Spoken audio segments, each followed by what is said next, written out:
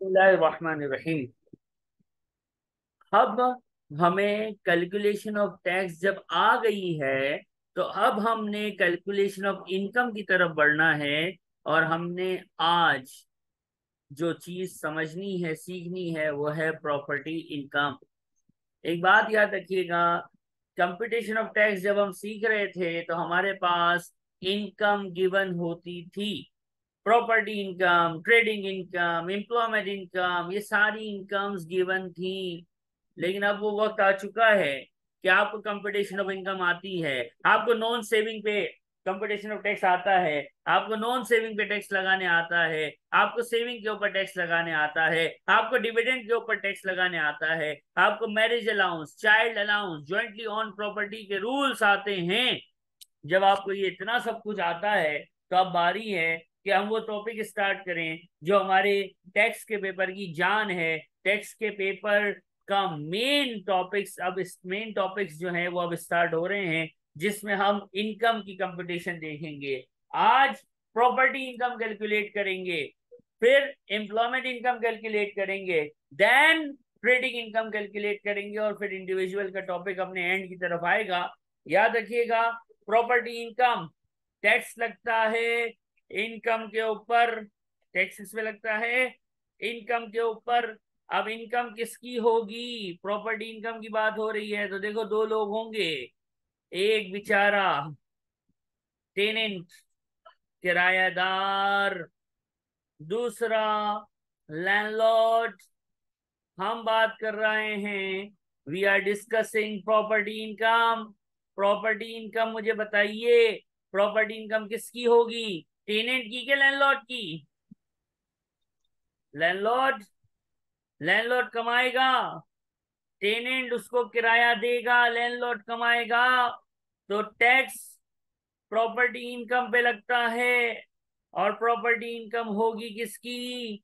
Landlord की। Landlord is going to earn rental income, और rental income पे tax कैसे लगता है हमें पता है, नॉन सेविंग में जाती है। प्रॉपर्टी इनकम नॉन सेविंग में जाती है, पर्सनल अलाउंस हिट होता है, फिर बेसिक हायर एडिशनल बेंड का चक्कर चल जाता है। ये हमें आता है। आज बात यह है कि ये प्रॉपर्टी इनकम आती कैसे है भाई। तो अब प्रॉपर्टी इनकम कैलकुलेट करने का फार्मूला या फॉर्मेट हम देखेंगे।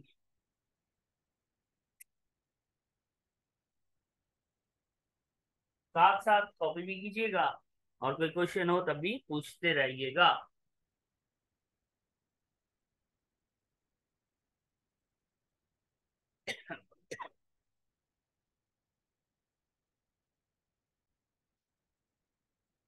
अब प्रॉपर्टी इनकम में कैलकुलेशन की बात है, तो इसका एक अदद फॉर्मेट है, एक अदद मेथड है। देखो भाई, हमें मिलेगा रेंट, एनुअल रेंट।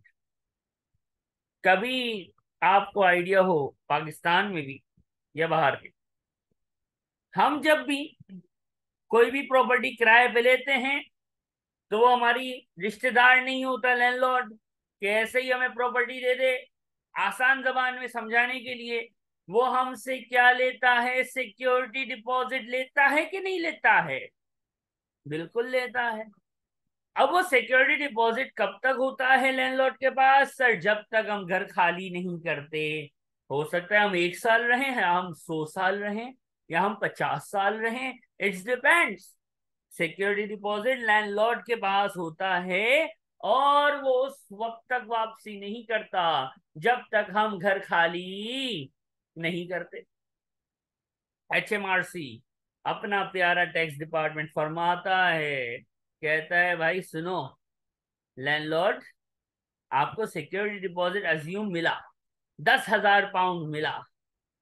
क्या आप ये 10,000 पाउंड की नोटें, वही नोटें संभाल के रख लोगे? और जब वो बंदा आएगा 5 साल बाद, 2 साल बाद, 6 महीने बाद घर खाली करेगा, तो वही नोटें गिन के उसको वापसी कर दोगे? क्या आप इतने ईमानदार हो? तो लैंडलॉर्ड कहेगा नहीं भाई, वो पैसा तो मैं बिजनेस में लगा दूंगा, या वो पैसे को मैं खा पी जाऊंगा, या वो पैसे से मैं कोई और इनकम जनरेट कर लूंगा, मैं कुछ भी कर लूंगा। मैं उसको वही नोटे वापसी थोड़ी करूंगा। जब उसका टर्न्योर पूरा होगा, जब देखेंगे, तो फिर टैक्स डिपार्टमेंट कहता है यानी यह पैसा तेरे पास आया है, ये पैसा तेरे पास आया है, इस पे हमें टैक्स दे दे बेटा। ये पैसा लैंडलॉर्ड के पास आया है, पूरी अमाउंट पे नहीं, एक फार्मूला अभी यूज होगा, थोड़ी देर बाद आपको नजर भी आएगा। इस तरह के सिक्योरिटी डिपॉजिट को जो लैंडलॉर्ड के पास होता है उसको कहते हैं एसेसेबल प्रीमियम। और प्रीमियम भी इनकम है टैक्स के हिसाब से, वो भी इनकम है क्योंकि बंदा उसको यूज कर रहा होता है। That's why is going to add in the format. इसके अलावा जब कमाते हैं तो कुछ गवाते भी हैं। कमाते हैं तो क्या करते हैं, कुछ गवाते भी हैं, कुछ खर्चे भी होते हैं, जिसको हम कहते हैं अलाउड एक्सपेंसेस। क्या कहते हैं उसको, अलाउड एक्सपेंसेस। और जब आप अलाउड एक्सपेंस माइनस कर लेते हैं, then only we do have property income. ये प्रॉपर्टी इनकम वही प्रॉपर्टी इनकम है जिसको आपने कंपटीशन ऑफ टैक्स के टॉपिक में देखा था। कहाँ देखा था, कौन से कॉलम में देखा था, नॉन सेविंग के कॉलम में देखा था। राइट और रॉन्ग। अब यस सर। अलाउड एक्सपेंसेस कौन से होते हैं, अभी हमारा फोकस रहेगा अलाउड एक्सपेंसेस के ऊपर। अलाउड एक्सपेंस क्या होता है, what is an allowed expense. तो इसका जवाब ये है, मैं कुछ बोलूंगा, इसको आपने याद कर लेना है, मैं लिख तो दूंगा ही। अलाउड एक्सपेंस वो होता है जो लैंडलॉर्ड पे करता है। वाह सर क्या बात बताइए, बिल्कुल सही है, पेड बाय लैंडलॉर्ड। आपने शुरुआत में जब कोर्स स्टार्ट हुआ था तो एक छोटी सी बात पढ़ी थी जिसका नाम था टैक्सियर। हम कौन से टैक्सियर की वर्किंग कर रहे हैं सर, हम 22-23 की वर्किंग कर रहे हैं। 22-23 का फुल फॉर्म क्या है सर, 22-23 का फुल फॉर्म है 6 अप्रैल 2022 से लेके 5 अप्रैल 2023 तक। एम आई राइट और रॉन्ग। यही हमारा टैक्स ईयर है ना, यही हमने पढ़ा है। तो याद रखना, अलाउड एक्सपेंस वो होता है जो पे करेगा, पेड बाय लैंडलॉर्ड, क्या बात बताई है, इन 22-23, टैक्स ईयर 22-23 में पे करेगा। एक बात बताओ, लैंडलॉर्ड ने टैक्स ईयर 22-23 में अपनी वाइफ को, अपनी जोजा मोहतरमा को एक अंगूठी गिफ्ट करी, डायमंड रिंग अपनी वाइफ को गिफ्ट करी, अलाउड हो जाएगा कि नहीं, क्या लगता है।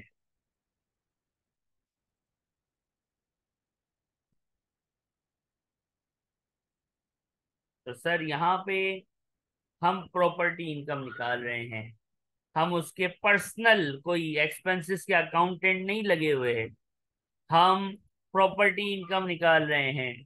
तो सर तीसरी कंडीशन ये होनी चाहिए कि ये खर्चा प्रॉपर्टी पे हो, ना के वाइफ पे, ना के किसी और चीज पे, ना के बच्चों पे। बच्चों को नीचे ले गया, चीज दिला दी, 100 पाउंड की चीज दिला दी टैक्स ईयर 22-23 में लैंडलॉर्ड ने, क्या उसको अलाउड एक्सपेंस में माइनस करोगे। ऑब्वियसली नहीं करोगे। क्यों, क्योंकि खर्चा लैंडलॉर्ड ने करना है, 22-23 में करना है, लेकिन प्रॉपर्टी पे करना है, किसी और चीज पे किया तो वो यहां से माइनस नहीं होगा। और चौथी कंडीशन, आपने बचपन में F3 तो पढ़ा है ना, फाइनेंशियल अकाउंटिंग का बेसिक पेपर तो पढ़ा है ना। बाकी तो हमारे पास कुछ ऐसे हैं जो F7 या FR भी पढ़ चुके होते हैं टैक्स से पहले। तो वो एक चीज उनको बड़ी अच्छी पता होती है, revenue expense and capital expense. Revenue and capital expense हमने क्या लिखा कि प्रॉपर्टी इनकम से वो खर्चा माइनस होगा जो लैंडलॉर्ड पे करेगा, टैक्स ईयर 22-23 में करेगा। खर्चा प्रॉपर्टी पे होना चाहिए और खर्चे की नेचर रेवेन्यू एक्सपेंस होनी चाहिए। इसका मतलब Capital expenses are not allowed. Other than property expenses are not allowed. Payment expense paid by tenant, किरायादार ने अगर कोई खर्चा पे किया, नॉट अलाउड। और 22-23 यानी 6 अप्रैल 2022 से 5 अप्रैल 2023 के बीच में अगर है तो ठीक, अगर इससे हटके है, पिछले साल में है या अगले साल में है, खर्चा आगे पीछे है, तो भी नॉट अलाउड। ये 4 कंडीशन दिमाग मुबारक में फीड कर लो कि ये चारों शर्तें मीट होंगी तभी एक्सपेंस अलाउ होगा, वरना एक्सपेंस अलाउ हो सकता नहीं है। बात समझ आ रही है दोस्त सबको? जी सर। ये फॉर्मेट छोटा सा फॉर्मेट लग रहा है, अब मैं इसको थोड़ा सा डिजाइन करता हूँ। हैंडआउट प्रॉपर्टी इनकम का है, ठीक है। इस हैंडआउट में देखें एनुअल रेंट और असेसेबल प्रीमियम तो अपनी जगह है। अलाउड एक्सपेंसेस में कुछ एक्सपेंसेस आपको समझाने के लिए लिखे गए हैं। रिपेयरिंग लैंडलॉर्ड पे करे, टैक्स ईयर 22-23 में करे तो repairing is a revenue expense. Repair is a revenue expense तो क्या हो जाएगा? अलाउड। इंश्योरेंस रेवेन्यू एक्सपेंस है। ब्रोकर की फीस, घर किराए पे चढ़ाया किसी ब्रोकर को पकड़ के, अलाउड हो जाएगा। घर किराए के लिए खाली है, किसी न्यूज़पेपर में या वेबसाइट पे एडवर्टीजमेंट डाल दी, फेसबुक पे मार्केटिंग कर दी, अलाउड हो जाएगा, रेवेन्यू एक्सपेंस होता है ना। मैनेजमेंट एक्सपेंस, घर में नलका खराब है, ये खराब है, वो खराब है, तो एक बंदा रख दिया जो घर के सारे मसाइल देख रहा है, मैनेजमेंट एक्सपेंस अलाउड है। लैंडलॉर्ड हो आप मेरे दोस्त, पाकिस्तान हो या यूके, लैंडलॉर्ड को किराया लेने जाना पड़ता है या बैंक में ट्रांसफर हो जाता है। बैंक में ट्रांसफर हो जाए तो क्या ही बात है, कभी कभी टेनेंट तंग करता है तो आपको उसके पास जाना भी पड़ता है, तो गाड़ी चला के जाओगे ना कि पैदल निकल लोगे? रात को फोन आया, मालिक मकान साहब अभी अभी ताजी ताजी आग लगी है, आपका घर जल रहा है, जल्दी आओ। तो पैदल निकलोगे गाड़ी में जाओगे? ऑब्वियसली गाड़ी में जाओगे, तो ये भी मोटर एक्सपेंस है। अब एक बात याद रखना, यूटिलिटी बिल्स जो होते हैं ना, वाटर हो गया, पानी का, काउंसिल का, इलेक्ट्रिसिटी का, ये जितने भी बिल्स होते हैं यूटिलिटीज, कभी टेनेंट पे कर रहा होता है, कभी लैंडलॉर्ड पे कर रहा होता है। हमारा रूल क्या है? अगर खर्चे को अलाउड होना है तो उसको लैंडलॉर्ड ने पे करना है, अगर लैंडलॉर्ड ने नहीं पे किया तो वो अलाउड एक्सपेंस हो सकता नहीं है। जैसे आमतौर पे इलेक्ट्रिसिटी का बिल लैंडलॉर्ड नहीं टेनेंट पे करता है, तो इलेक्ट्रिसिटी आप यहाँ से माइनस नहीं करेंगे। लेकिन दुनिया में कुछ ऐसे कंट्रीज हैं, फॉर एग्जाम्पल कुवैत का नाम सुना होगा। कुवैत में, क्योंकि ये बहुत बड़ा एक अमीर कंट्री है, दुनिया की सबसे बड़ी करेंसी कुवैत की है, कुवैत के अंदर ऐसा होता है कि आप रेंटल एग्रीमेंट करते हो, उसमें इलेक्ट्रिसिटी इंक्लूडेड होती है, यानी आपको हर महीने बिल नहीं देना होता। बिल कौन पे कर रहा होता है? लैंडलॉर्ड पे करता है। तो जब लैंडलॉर्ड पे करेगा, पानी का बिल हो, गैस का हो, इलेक्ट्रिसिटी का हो या काउंसिल का, अगर लैंडलॉर्ड पे करेगा तो अलाउ है, माइनस करेंगे। लेकिन अगर टेनेंट पे करेगा तो अलाउ नहीं है, माइनस नहीं करेंगे। अब एक सवाल आता है, सर पानी का बिल, गैस का बिल, बत्ती का बिल, हम पाकिस्तानी हैं, हमें पता है, हम एशियन हैं, हम इंडियन हैं, हम बंगाली है, बांग्लादेश के हैं, हमें पता है, हम नेपाल से, हमें पता है पानी का बिल क्या होता है, गैस का बिल क्या होता है। सर ये काउंसिल टैक्स क्या होता है? तो बेटा देखो, कभी इंग्लिश मूवी देखी होगी, इंग्लिश मूवी में सुबह सुबह घर के बाहर डस्टबिन में एक थैली डाल देते हैं कचरा।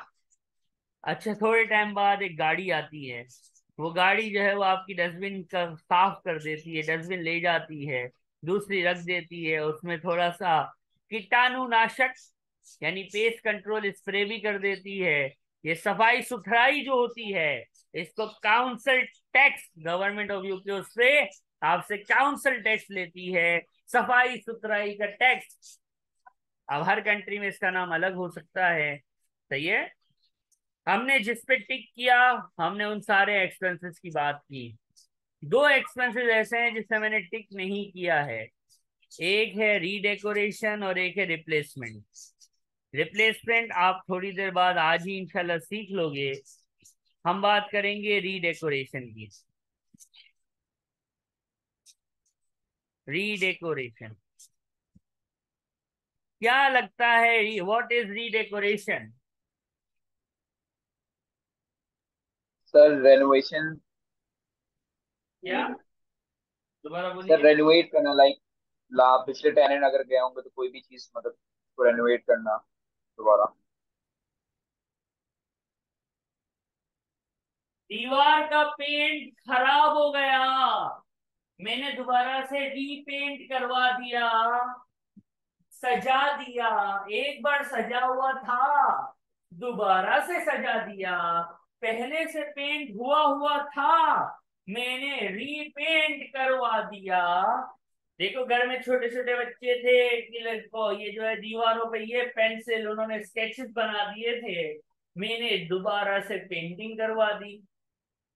इम्प्रूवमेंट आई जरूर, लेकिन एक बात जो अभी मैं बोलने वाला हूं, ये हिफ्स कर लेना, याद कर लेना। एचएमआरसी टैक्स डिपार्टमेंट फरमाता है, रीडेकोरेशन जो होती है वो हमेशा रेवेन्यू एक्सपेंस होता है, बस खलास। आप बोलो नहीं नहीं इससे तो इम्प्रूवमेंट आती है ये वो, तो बेटा हमने पेपर पास करना है तो हमें टैक्स अथॉरिटी की सुननी है। और tax is a law, is a कानून। टैक्स इज अ कानून, इज अ लॉ। और लॉ में जो लिखा है उसको फॉलो करना होता है, अपनी होशियारी करनी नहीं होती। तो ये बात याद रखना कि जब भी सवाल में सिर्फ प्रॉपर्टी इनकम में ही नहीं, आगे ट्रेडिंग इनकम भी आएगा, आगे और भी बहुत कुछ आएगा। जब भी रीडेकोरेशन का वर्ड नजर आएगा, आप उसको रेवेन्यू एक्सपेंस बोलेंगे। R for revenue, R for redecoration. Redecoration is always a revenue expense for the whole course of taxation। कहानी खलास, आगे हम किसी की नहीं सुनेंगे। बात समझ आती है? सर अब हम रिप्लेसमेंट की बात नहीं करेंगे, रिप्लेसमेंट हम थोड़ी देर बाद देखेंगे। इन चीजों को अभी हमने डिस्कस किया है, इसमें कोई भी क्वेश्चन है तो पूछ लीजिए। अब हमने इस फॉर्मेट में एनुअल एक्सपेंसेस की डिटेल को देखा है कि what is annual expenses. Annual rent accessible premium को भी देखना है। मैं एक छोटी सी एग्जांपल इलस्ट्रेशन आपके सामने लिखता हूँ, ठीक है? साथ साथ कॉपी आप लोग कर रहे होंगे, ये मैं अज्यूम करते हुए जा रहा होता हूँ। अगर साथ कॉपी नहीं करोगे तो फंस जाओगे। ठीक है, रिकॉर्डिंग तो होगी लेकिन लिखने से जो जितना समझ आता है ना, उतना सुनने से नहीं आता। आगे आपकी मर्जी। मिस्टर सैयद हमजा, ठीक है? सैयद हमजा साहब let out property. Let out किया मतलब किराए पे दिया। तो तुसी पिंड दे चौधरी बाबा, तुसी जागीरदार वडेरे यानी लैंडलॉर्ड, कब किराए पे दी? 1 दिसंबर 2023 को। ठीक है? At an annual rent of, साल का जो किराया था वो था 12,000, रिसीव्ड इन एडवांस। यानी मिस्टर हमजा ने एक प्रॉपर्टी 1 दिसंबर 2022, कर लो इसको 22, ठीक है? 1 दिसंबर 2022 अपने प्यारे टैक्स ईयर में किराए पे दे दी, और पूरे का पूरा 12,000 रिसीव कर लिया। बेहतरीन हो गया। हमने इस सवाल में सीखना है बेटा कि ये जो एनुअल रेंट लिखा था ना, ये कैसे आता है। तो मैं कुछ लिख रहा हूं, जरा गौर से देखना। हमारी ये टाइमलाइन है। टाइमलाइन मींस टैक्स ईयर 6 अप्रैल पे शुरू होता है और 5 अप्रैल पे खत्म होता है। जिन्होंने लेट ज्वाइन किया है कोर्स, तो वो प्रीवियस रिकॉर्डिंग्स मैंने कहा हुआ है कि वो जरूर देख लेना। अगर देख ली है तो वेल एंड गुड है, नहीं देखी है तो प्लीज कंप्लीट कीजिए। उसमें टैक्स ईयर क्या होता है ये सब कुछ स्टार्टिंग क्लासेस के अंदर, मेरे ख्याल में क्लास 1 के अंदर मैंने बताया है। ठीक है। 1 दिसंबर 2022, ये वो दिन है जिस दिन आपने लेट आउट किया है, किराए पे दिया है। मेरे पाकिस्तानियों, मेरे अकाउंटेंट्स, मुझे ये बताइए, अकाउंटिंग के चीतों, आपके हिसाब से कितना रेंट आएगा। सर अप्रैल तक आएगा। फ्री पता नहीं क्या कुछ अकाउंटिंग में पढ़ के आए हो। Sir 4 month. तो मिस्टर कह रहे हैं सर दिसंबर में किराए पे दी है, तो दिसंबर, जनवरी, फरवरी, मार्च, अप्रैल, तो सर 6 दिन, 5 दिन है। तो 5 दिन तो हम नहीं लेते ना। 6 अप्रैल से 5 अप्रैल, 5 दिन थोड़ी लेंगे। तो आपके हिसाब से ये कितने मंथ्स का आना चाहिए, 4 महीने। तो आप लोगों ने अपनी अकाउंटिंग के हिसाब से बिल्कुल सही कहा है। इसका मतलब आपने F7 सही पास किया है, आपने F3 बिल्कुल सही पास किया है। अक्रूवल बेस्ड अकाउंटिंग, आपने एक्रूवल बेस्ड अकाउंटिंग की है। टैक्स बोलता है खल्ली वल्ली accounting, we don't care about accounting. Tax कहता है बेटा ये बता पैसा कितना मिला। हम कहते हैं अल्लाह की कसम 5,000 पूरे साल के लिए मिला। टैक्स कहता है ये ना बता के पूरे साल के लिए मिला, टैक्स कहता है ये बता पैसा कितना मिला। हमने कहा भाई 5,000 मिला। टैक्स ने कहा बस, बस 5,000 मिला ना, इस 5,000 पे इसी टैक्स ईयर में 22-23 में मुझे टैक्स दे दो, कहानी खलास। अब आप बोलोगे हैं व्हाट इज दिस, तो टैक्स कहेगा this is that and you have to follow that. No होशियारी एट ऑल बाबा। मतलब जितना पैसा मिला वो बस पकड़ लो, जितना पैसा मिला वो बस पकड़ लो। आपने मंथ्स पे प्रोरेट करना नहीं है, मंथ्स पे प्रोरेट करना अलाउ नहीं है। टैक्स ईयर में कितने नोट मिले, नोट सर 12, सॉरी 5 नहीं है, 12,000 है, मैंने 5 लिख दिया। टैक्स ईयर में कितने नोट मिले भाई, क्वेश्चन में लिखे हुए ना 12,000 मिले। टैक्स ईयर में कितना पैसा मिला, टैक्स ईयर में सर 12,000 मिला। बस जो मिला है वो ले लो, और कोई होशियारी ना करो। जो मिला है वो ले लो। सर अक्रूवल अकाउंटिंग कहाँ जाएगी, तो हम बोलेंगे उसको बोलो तू आईएएस के पास, आईएएस रखेगा उसको। हम नहीं बात करते अक्रूवल शकरूवल की, हम बात करते हैं रिसिप्ट बेसिस की। हम बात करते हैं नोट मिली कितनी। तो जवाब आया 12,000 एडवांस में इस टैक्स ईयर में मिल गया, मिल गया, बस खलास, पूरा पूरा 12,000 ले लो। इसको बोलते हैं रिसिप्ट बेसिस। क्या बोलते हैं बेटा, रिसिप्ट बेसिस। टैक्स ईयर में मिला है तो ये अपना है, पूरा अपना है, यही हमारा है। और इस पे आप 22-23 में टैक्स दे देंगे, कहानी खत्म। रिसिप्ट बेसिस में कोई तकलीफ है तो प्लीज बताइएगा।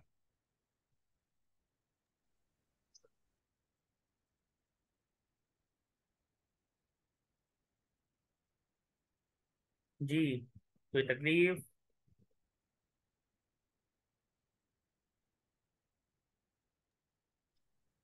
सर क्लियर है। ओके, जी समीरा।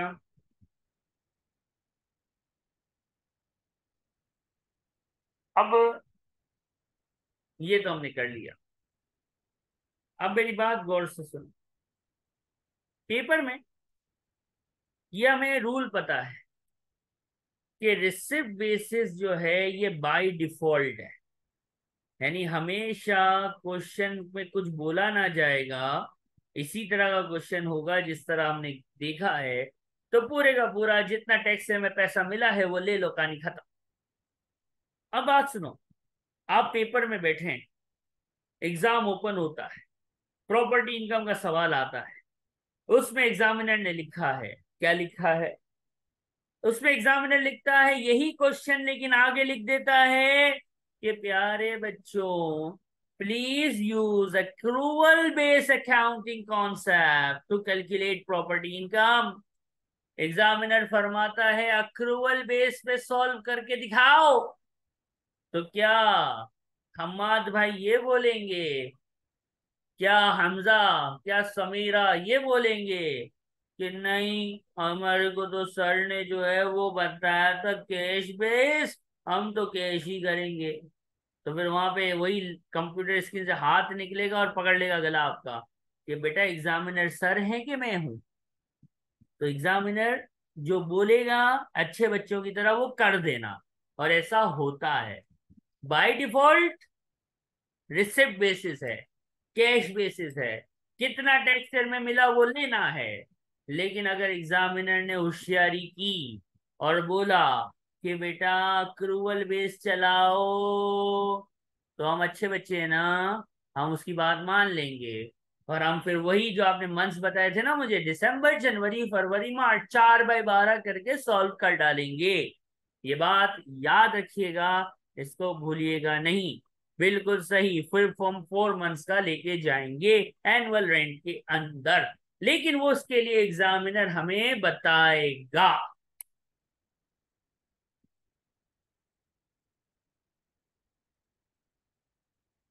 ये जो बातें मैं करता रहता हूँ, मैं हमेशा कहता हूँ, ये हैंडआउट जो होता है ना, ये पढ़ने के लिए होता है।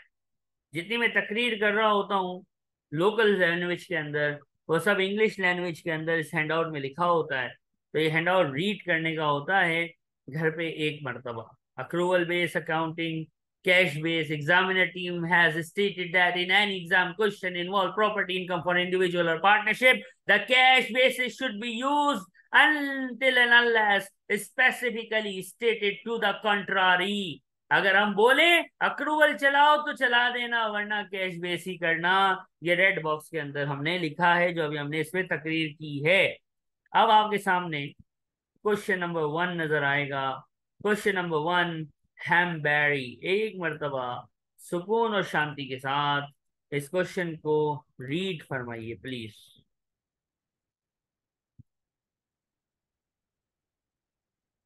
हैमबेरी owns a property that was let out first time on, कब किराए पे दी है?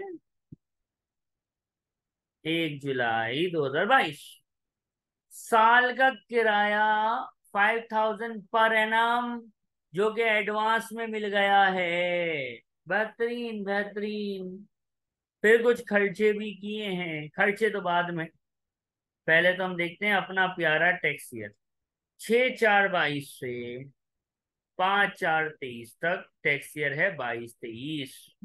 क्या नोट, पाउंड्स पाउंड्स अपने प्यारे टैक्स ईयर में मिला है? सर 1 जुलाई 2022 को पैसा मिल गया है। क्वेश्चन में कोई बेसिस बताई है? सर नहीं बताई है। जब बेसिस नहीं बताई है तो एनुअल रेंट कौन सी basis? Receipt basis. Receipt basis का मतलब कितना नोट मिला बेटा? सर 5,000 मिला।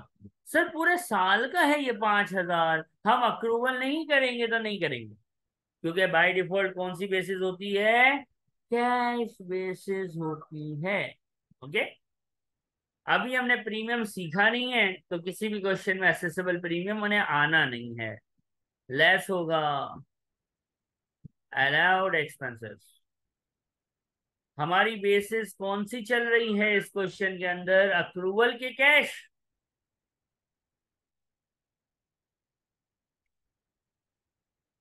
जी बोलिए, कौन सी बेसिस चल रही है इस क्वेश्चन के अंदर?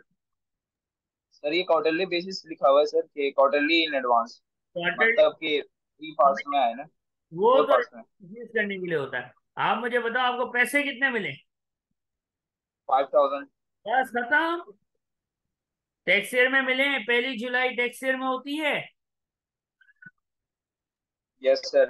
बस खलास, टैक्स ईयर में पैसा मिल गया, that's it. We are only considering the cash, cash collected in tax year 22-23।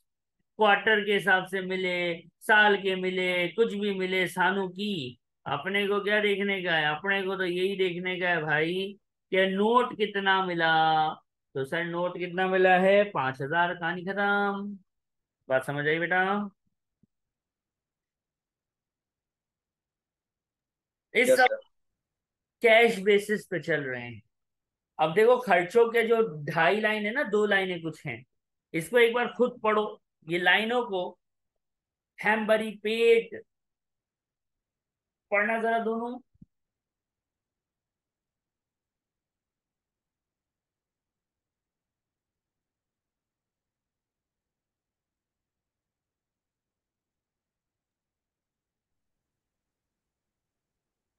अब देखो, यस सर। लैंडलॉर्ड पे करे, टैक्स ईयर में पे करे, रेवेन्यू एक्सपेंस हो, तो ये अलाउ हो जाता है प्रॉपर्टी के लिए। तो यहाँ पे हेम्बेरी ही पे कर रहा है, टैक्स ईयर में पे कर रहा है नहीं कर रहा है, ये अभी हम देख लेते हैं। और प्रॉपर्टी में ही पाइप फट गए हैं, प्रॉपर्टी में ही डेकोरेशन हो रही है। तो ये सारी कंडीशंस तकरीबन मीट हो रही हैं।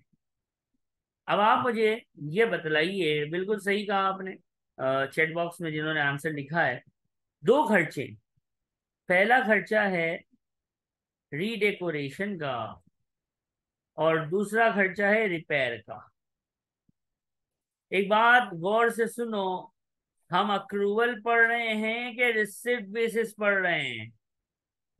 हमारे पास बाय डिफॉल्ट जो है वो है receipt basis, note basis, note वाली बेसिस। एक बात बताओ कि इस सवाल में क्या ये दोनों खर्चे हमारे टैक्स ईयर में पे हुए हैं क्या?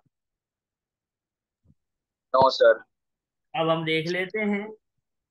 कहने वाले ने कहा है कि भाई देखो, आपकी पेमेंट हुई है, आपकी पेमेंट हुई है 200 पाउंड की दिसंबर में और 400 पाउंड की मई में। मुझे पेमेंट की डेट चाहिए। भाई काम मार्च 2023 में हुआ था, तो सानू की we are focusing on receipt basis, अपन रिसिप्ट बेसिस को देख रही है भाई। हम लोग रिसिप्ट बेसिस को देख रहे हैं। हमें खर्चा किस महीने से ताल्लुक रखता था, किस महीने से बिलोंग करता था, परटेन करता था, वी डोंट केयर। हमें इसका कुछ नहीं करना।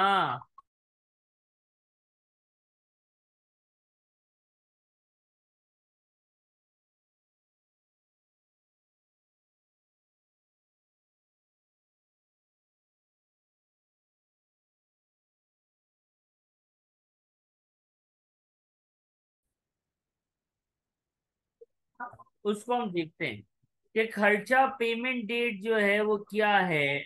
वो है दिसंबर 22 और दूसरे की पेमेंट डेट है मई 23।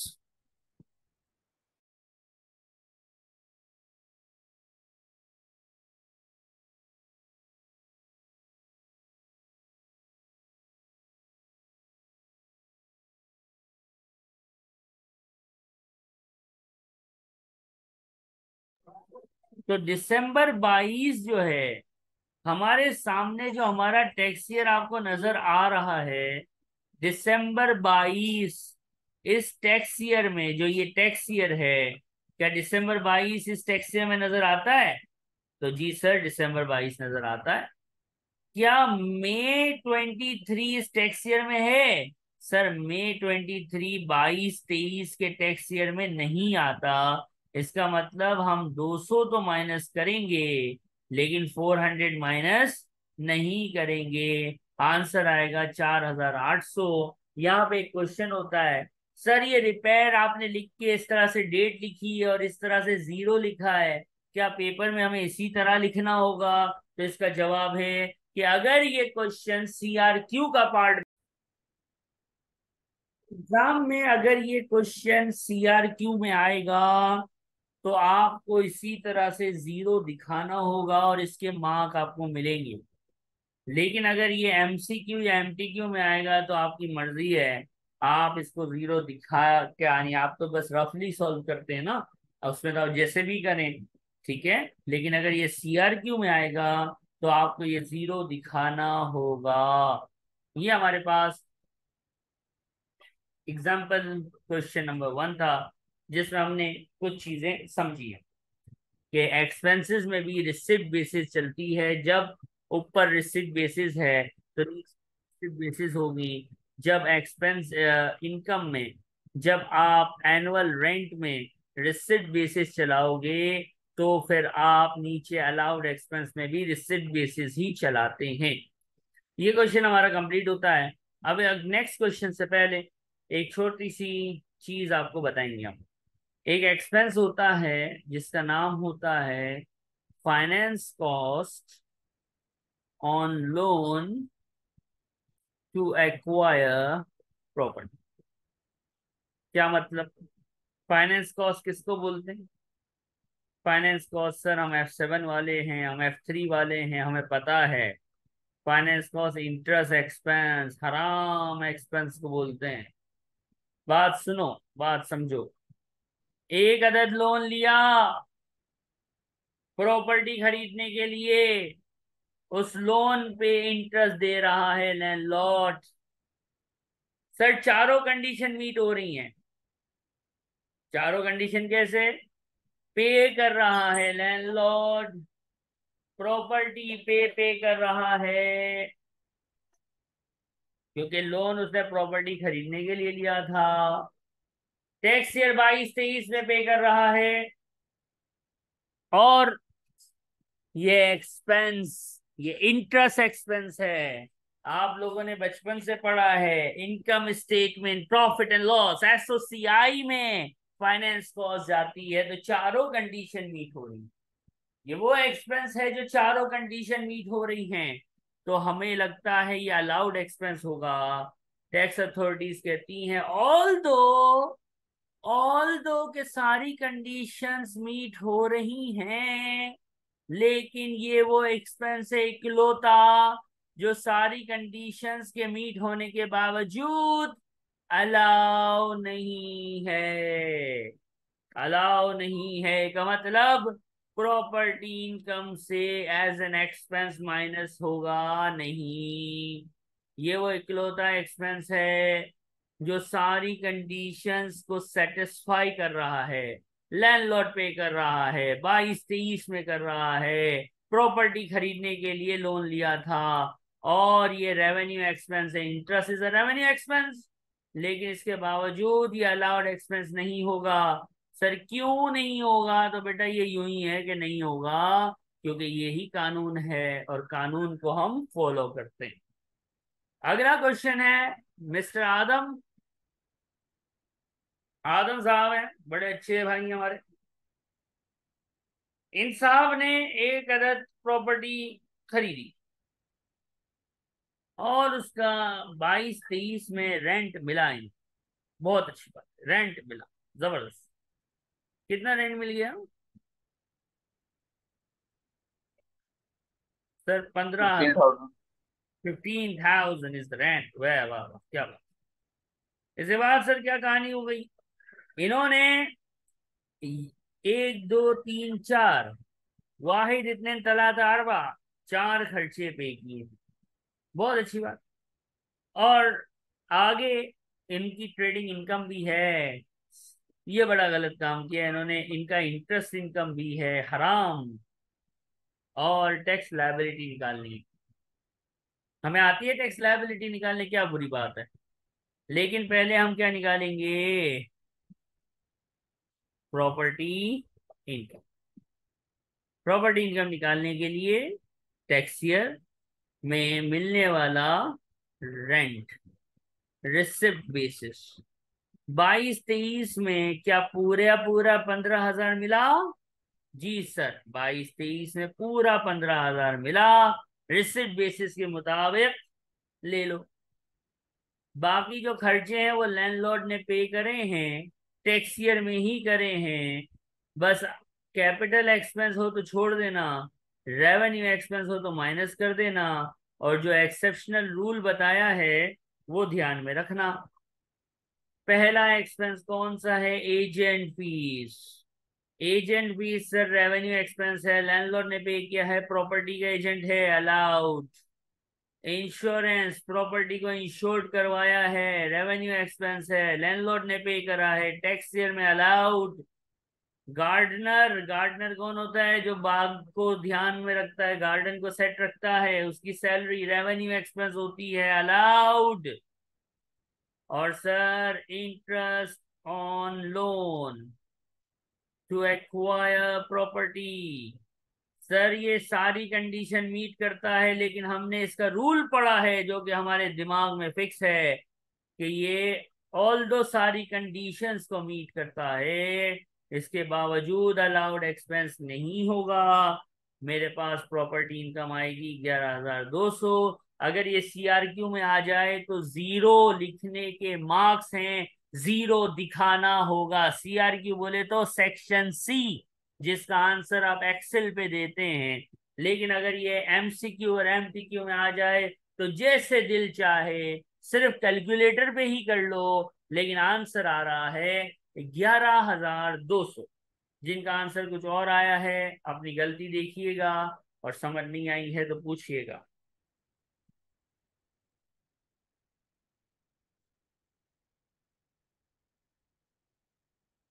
अब टैक्स लायबिलिटी निकालनी है। Non saving, savings, total.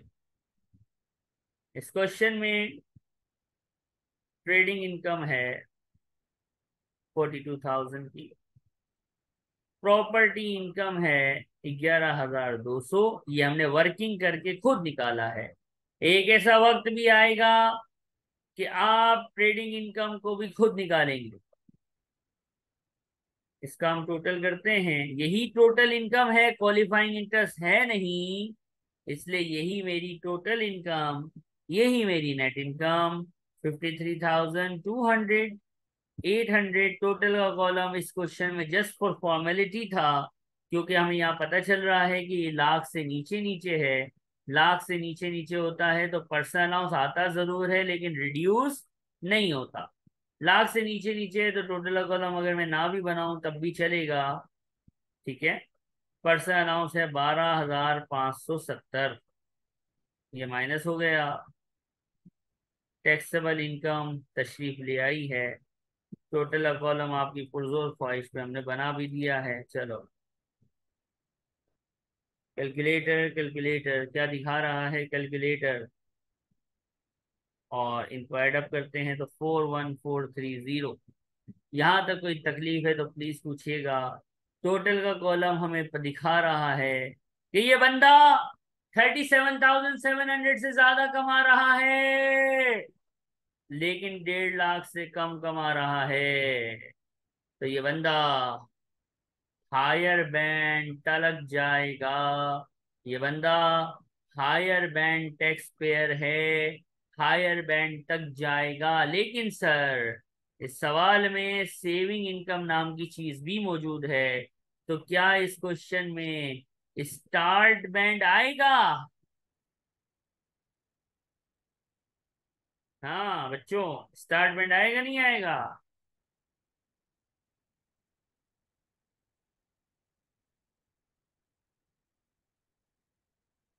Mister Hamza,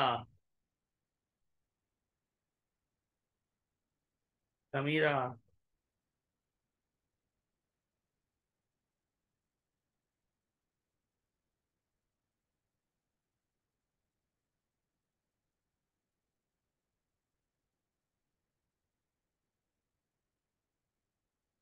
इसकी टैक्सेबल नॉन सेविंग 5,000 से ज्यादा है, इसलिए स्टार्ट बैंड नहीं आएगा। और अब हम इस पे टैक्स लगाएंगे। कैसे लगता है टैक्स? पहले टैक्स लगता है नॉन सेविंग्स पे। बेसिक बैंड की लिमिट होती है 37,700। 20% लग गया, 7540। इसके बाद कितना बचा सर? 40630 में से 37,700 बेसिक ले गया है, तो हायर बैंड के लिए बचा है 2930। हायर बैंड में टैक्स का रेट होता था नॉन सेविंग के लिए 40%। सर नॉन सेविंग के बाद बारी आएगी सेविंग इनकम की। सेविंग इनकम स्टार्ट बैंड तो नहीं आएगा, ये बंदा हायर बैंड टैक्स पेयर है, तो nil rate band for saving income कितने से आता है? 500 से। तो 800 में से 500 नील रेट बैंड में चली गई। हायर बैंड में लिमिट 1,12,300 होती है। बहुत जगह बाकी है अभी, बहुत, क्योंकि सिर्फ 2930 और 500 कंज्यूम हुई है। बहुत जगह बाकी है, 300 हायर बैंड में फिट हो जाएगा। और हमें ये पता है कि ये बंदा हायर बैंड ही है, ये बंदा हायर बैंड से आगे जाएगा नहीं। इसलिए जो भी 500 के बाद जो भी बचा, वो 300 हो या कुछ भी हो, हमने उसको बिठा दिया कहाँ पे? हायर बैंड के अंदर। इस सब टैक्स के रेट्स क्या थे? नील रेट बैंड पे 0% होता है, नील होता है। हायर पे 40% होता है। इसका टोटल किया क्या आएगा? 8832। अब बात सुनो, 8832 को हम लोग टैक्स लायबिलिटी बोलते थे, लेकिन आज हमने इसको पूरा देखना है। आप लोगों ने जो पढ़ा है, यहाँ पे आंसर आता था, उसके बाद एक चीज होती है मैरिज अलाउंस, जो कि 252 होता है, यहाँ से माइनस हो सकता है, इस क्वेश्चन में नहीं है। यहाँ पे एक और चीज आती है जिसको कहते हैं चाइल्ड बेनिफिट का चार्ज, वो यहाँ पे प्लस होता है, वो भी इस क्वेश्चन में नहीं है। मैरिज अलाउंस माइनस होता था, चाइल्ड बेनिफिट ऐड होता था। और आपको पता है कि इसके बाद वाले आंसर को हम टैक्स लायबिलिटी बोलते थे। पे एज यू अर्न माइनस होता था, और इसके बाद वाले आंसर को हम टैक्स पेबल बोलते थे। करेक्ट? यहाँ पे ब्लैक कलर से जो लिखा है, एक आइटम, दो आइटम, यहाँ पे तीन चीजें आती हैं। टोटल कितनी चीजें आती हैं? तीन। दो चीजें तो सर आपको आती हैं, मैरिज अलाउंस भी आता है। हाँ, अगर घर पे खोला नहीं है टैक्स को, जैसा कि मुझे लग रहा है, तो फिर आपको याद भी नहीं होगा कि मैरिज अलाउंस क्या होता है, चाइल्ड बेनिफिट चार्ज क्या होता है। नंबर 3 यहाँ पे जो चीज आती है, वो आज की क्लास में आप सीखेंगे। यहाँ पे देखो, एक बात बताओ, ये फाइनेंस कॉस्ट क्या हो गई? नॉट अलाउड हो गई ना। हमने एक बात पढ़ी है, इनकम में से कोई चीज माइनस करोगे तो इनकम कम हो जाएगी। अलाउड एक्सपेंसेस का मतलब इनकम का रिड्यूसर। जितनी ज्यादा इनकम उतना ज्यादा टैक्स, जितनी कम इनकम उतना कम टैक्स। यही कॉन्सेप्ट है कि नहीं है? अब जी सर। फाइनेंस कॉस्ट अगर माइनस नहीं हो रही, इसका मतलब मेरे को ज्यादा टैक्स देना पड़ेगा कि नहीं पड़ेगा? तो हमने HMRC को फोन किया। हमने कहा भाई अल्लाह का वास्ता है, ऐसा तो नहीं करो, फाइनेंस कॉस्ट नॉट अलाउड कर दी तुम लोगों ने, मेरी इतनी ज्यादा प्रॉपर्टी इनकम आ गई है, मेरे को इतना ज्यादा टैक्स देना पड़ेगा। रोना धोना मचा दिया HMRC के सामने। तो HMRC ने रहम खाया, बोला रो नहीं, एक काम करो, जितना आपका इंटरेस्ट हो ना, इंटरेस्ट, उसका 20%, इंटरेस्ट का 20% रिलीफ ले लेना हमारी तरफ से इन टैक्स लायबिलिटी। जब टैक्स लायबिलिटी निकालने जाओ, तो 20% का रिलीफ हमारी तरफ से ले लेना। हमने बोला क्यों, तो उन्होंने कहा इसलिए क्योंकि हमने इस एक्सपेंस को नॉट अलाउड किया है, ये प्रॉपर्टी से माइनस नहीं होगा, लेकिन इस खर्चे का, यानी 7,500 का खर्चा है ना बेटा, 7,500 का 20%। यहाँ पे बच्चे होशियारी करते हैं थोड़े टाइम बाद, सर ये 20 होगा या 40, ये एडिशनल बैंक टैक्स पेयर होगा तो क्या ये 45 हो जाएगा? तो बेटा मैं कहता हूँ, बेटा मैंने क्या पढ़ाया था कि ये 20 है। आप हायर बैंड हो, आप एडिशनल हो, आप कुछ भी हो, इससे इसका कोई ताल्लुक नहीं है। आपको relief at the rate of 20% of interest expense मिलेगा। इस सवाल में इंटरेस्ट की अमाउंट कितनी है? 7,500।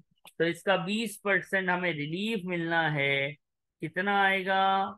और ये रिलीफ यहाँ पे आएगा, relief on interest to acquire, to interest on loan to acquire property. 7,500 interest है, इसका 20% निकाल लो बस। कितना आता है ये 20%? ये 20% सर आता है 1,500। ये यहाँ पे कर दो माइनस, कहानी खलास, टैक्स लायबिलिटी आ गई। अब आप बोलोगे सर पे ही नहीं है तो यही मेरा टैक्स पेएबल है, तो मैं कहूंगा हाँ। किसी के जहन में ये सवाल भी आ सकता है कि सर टैक्स लायबिलिटी हमने लास्ट क्लास में टैक्स कंप्यूटेशन सीख लिया था। तो जी हाँ, आपने सीख लिया था, लेकिन याद रखना उस फॉर्मेट में ये लास्ट आइटम है। वो जो टैक्स का फॉर्मेट है ना, टैक्स लायबिलिटी का फॉर्मेट, उसे मैरिज अलाउंस, चाइल्ड बेनिफिट के बाद रिलीफ ऑन इंटरेस्ट, जो कि हमेशा इंटरेस्ट एक्सपेंस का 20% होगा। इंटरेस्ट एक्सपेंस हमेशा सवाल में गिवन होगा, जो कि यहाँ 7,500 है, उसका 20% यानी 1,500। ये तीसरी और आखिरी बात है जो आपकी टैक्स लायबिलिटी के फॉर्मेट में आती है। और अब टैक्स लायबिलिटी के फॉर्मेट में कोई भी चीज फर्दर नहीं आएगी। यानी हमारा प्रॉपर्टी ने एक टॉपिक हमें करवाया, interest on loan to acquire property, जिससे हमने एक फाइनल रिलीफ सीखा जो कि कैलकुलेशन ऑफ टैक्स के अंदर आता है। ये क्वेश्चन कंप्लीट हो गया है, उम्मीद है साथ साथ आपने कॉपी कर लिया है। नहीं किया है तो कॉपी भी कीजिए, और कोई क्वेश्चन है तो प्लीज पूछिए। है एक एक्सपेंस जिसको हम कहते हैं माइलेज अलाउंस। लैंडलॉर्ड ने अपनी पर्सनल कार प्रॉपर्टी के लिए चलाई, तो उसका पेट्रोल, उसकी इंश्योरेंस, ये तो ओके है, ये तो अलाउड है, माइनस होगी। लेकिन आपको गवर्नमेंट एक तोहफा देगी। वो कहती है कि भाई एक माइलेज अलाउंस भी हमारी तरफ से माइनस कर लो। ये माइलेज अलाउंस, अगर आपकी जाती गाड़ी आप रेंटल बिजनेस के लिए चला रहे हो, तो गवर्नमेंट आपको पेट्रोल इंश्योरेंस तो अलाउ करती है गाड़ी का, साथ ही साथ एक एडिशनल एक्सपेंस अलाउ करती है जिसका नाम है माइलेज अलाउंस। मिसाल के तौर पे अज्यूम करो लैंडलॉर्ड साहब हैं, उन्होंने 12,000 माइल्स चलाए। कितने माइल्स चलाए बेटा? 12,000 माइल्स चलाए। किसके लिए चलाए? प्रॉपर्टी के लिए चलाए। तो माइलेज अलाउंस वो क्लेम कर सकते हैं, एडिशनल अलाउंस है ये, गवर्नमेंट से एक एक्स्ट्रा अलाउंस क्लेम कर सकते हैं। कैसे क्लेम करेंगे? ये लिखा हुआ है, 10,000 शुरू के 10,000 माइल्स पे 45 पेंस, स्टार्टिंग 10,000 माइल्स पे 45 पेंस, और एडिशनल इसके ऊपर जो माइल्स हैं उस पे 25 पेंस। जो मैंने ऊपर एग्जांपल लिखी है ये वाली, कि इस बंदे ने 12,000 माइल्स चलाए हैं। तो इसका माइलेज अलाउंस अगर मैं निकालूं तो मैं कैसे निकालूं? तो सर 12,000 में शुरू के 10,000 माइल पे 45 पेंस, ये पेंस है, पेनी, इसका मतलब होता है 0.45 पाउंड। ये 25 पेंस है, पेनी यानी पैसा, इसका मतलब होता है 25 पेंस यानी 0.45, 4,500 आएगा। 2,000 माइल्स इंटू 0.25 कितना आएगा बेटा? आई गेस 500 आना चाहिए। चेक कर लेना, लॉजिक समझनी है कैलकुलेटर तो आ ही जाना है। ये 5,000 आ गया। जो आप गाड़ी का पेट्रोल, गाड़ी की इंश्योरेंस माइनस करोगे, उसके साथ ही साथ माइलेज अलाउंस ये जो आया है इस एग्जांपल में 5,000, ये भी माइनस कर दोगे। गवर्नमेंट आपको तोहफा दे रही है। इसको मैं तोहफा क्यों बोल रहा हूँ, इसको मैं एडिशनल अलाउंस क्यों बोल रहा हूँ? क्योंकि देखो ये मेरी प्रॉपर्टी इनकम एनुअल रेंट से माइनस होगा। जो एनुअल रेंट से माइनस होगा मेरी इनकम को गिरा देगा। मेरी इनकम को जो कम करेगा वो ऑटोमेटिक मेरे टैक्स को कम करेगा। ये वो अमाउंट है जो रियल में मैं पे भी नहीं कर रहा, लेकिन गवर्नमेंट ने मुझे तोहफे में दी है। So that's why I am saying कि ये एक अलाउंस है, एक एडिशनल बेनिफिट, एडिशनल एक्सपेंस है जो गवर्नमेंट आपको अलाउ करती है जब आप अपनी गाड़ी प्रॉपर्टी बिजनेस के लिए चलाते हैं। Any questions please?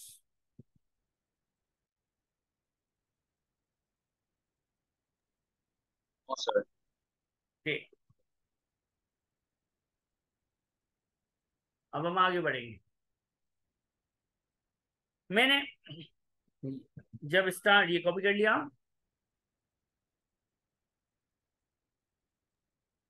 Ji sir. Okay, जब मैंने आपको एक्सपेंसेस की डिटेल बताई थी, एक्सपेंसेस की डिटेल लिखी थी, तो वहां पे मैंने एक एक्सपेंस छोड़ा था जिसका नाम था रिप्लेसमेंट ऑफ एसेट। अब हम डिस्कस करेंगे रिप्लेसमेंट ऑफ एसेट क्या है। तो सबसे पहले तो आसान जबान में ये समझ लो कि replacement of asset is an allowed expense. सबसे पहले क्या समझ लो बेटा, लिख लो, replacement of asset is an allowed expense.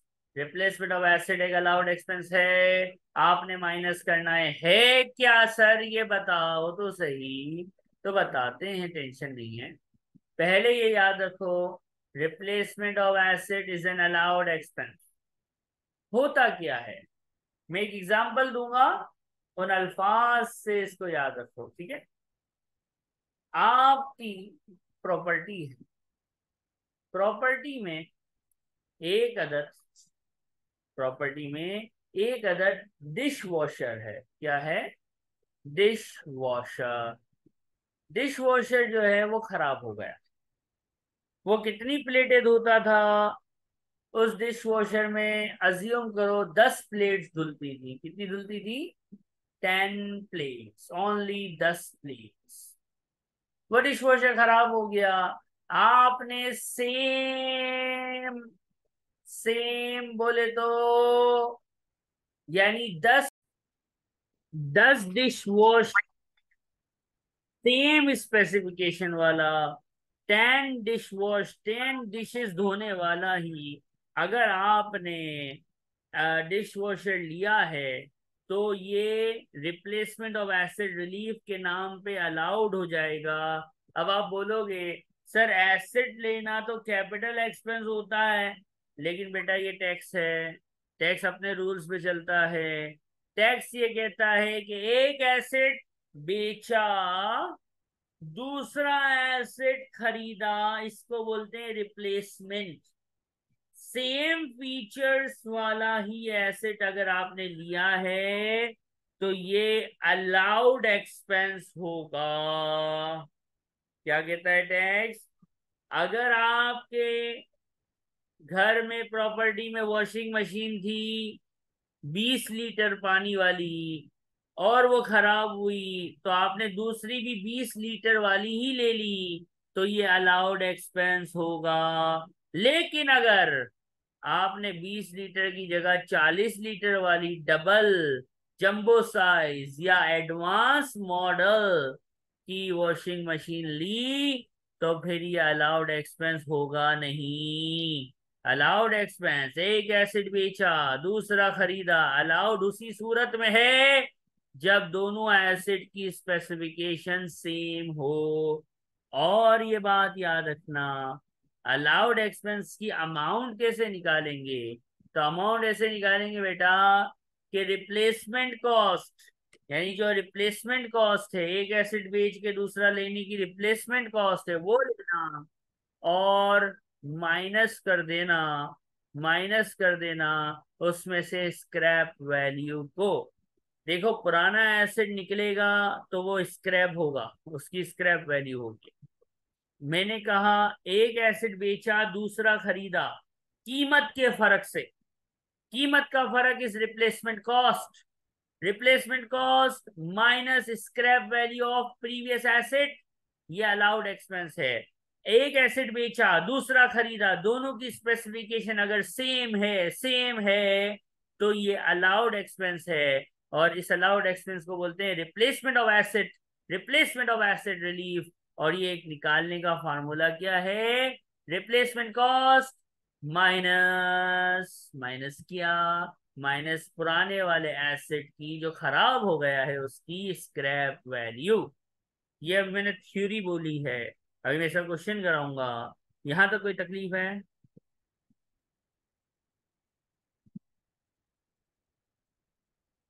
ये जो फार्मूला है ग्रीन के अंदर, ये याद होना चाहिए कि रिप्लेसमेंट, एक एसिड बेचा दूसरा खरीदा तो अलाउड एक्सपेंस जरूर है अगर सेम स्पेसिफिकेशन का है तो, लेकिन उस अलाउड एक्सपेंस को निकालते कैसे हैं, तो ये फार्मूला आपको पता होना चाहिए। Replacement cost minus scrap value.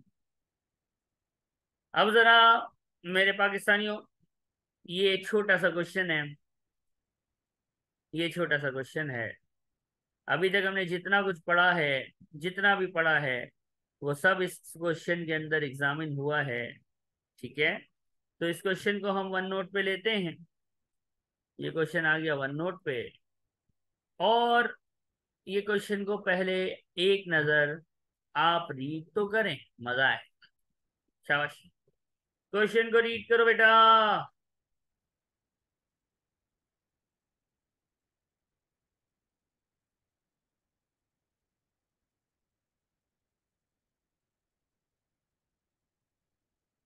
जल्दी बाबा जल्दी, यला यला।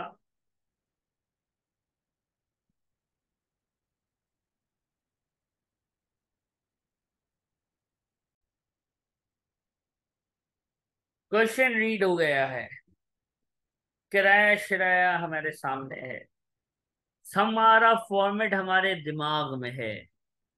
फॉर्मेट है एनुअल रेंट, और बेसिस नहीं बताई तो रिसिप्ट बेसिस। ए लोगों, क्वेश्चन कहता है 3,600 एक महीने का किराया है, कितना नोट मिला? हमें यही पढ़ना है ना, रिसिप्ट बेसिस, पैसा कितना मिला, बताओगे? इससे पता चलेगा क्वेश्चन कितना ध्यान से पढ़ा है।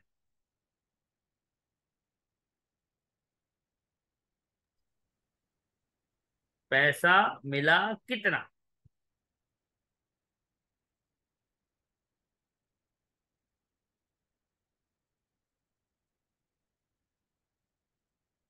तो सर नहीं समझ रहा हमें, तो बेटा हम बताते हैं। सबसे पहली बात, क्वेश्चन ने लिखा 3,600 पे उसने घर किराए पे दिया है, एडवांस में पैसे मिल जाते हैं। एक जगह कहीं लिखा है कि एक टेनेंट जो था ना, वो जून के महीने में जून का किराया दिए बगैर भाग गया।